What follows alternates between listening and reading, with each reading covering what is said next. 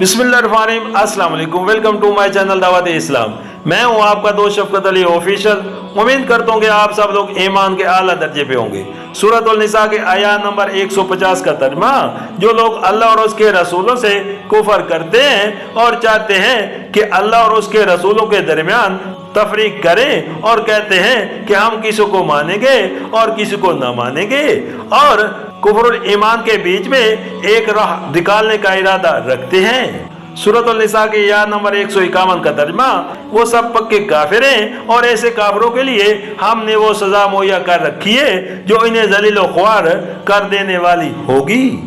सूरत निसा हाशिया नंबर 178, यानी काफिर होने में वो लोग जो ना खुदा को मानते हैं ना उसके रसूलों को, और वो जो खुदा को मानते हैं मगर रसूलों को नहीं मानते, और वो जो किसी रसूल को मानते हैं और किसी को नहीं मानते, सब यकसा हैं। उनमें से किसी के काफिर होने में जरा बराबर शक की गुंजाइश नहीं है।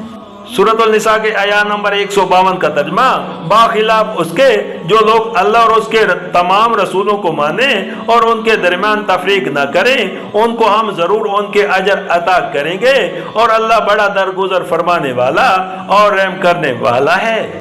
सूरत निसा हाशिया नंबर 179, यानी जो लोग खुदा को अपना वाहिद महबूब और मालिक तस्लीम कर लें और उसके भेजे हुए तमाम रसूलों की पैरवी कबूल करें, सिर्फ वही अपने अमाल पर अजर के मुस्तहिक हैं और वो जिस दर्जे का अमल सालिह करेंगे उसी दर्जे का अजर पाएंगे।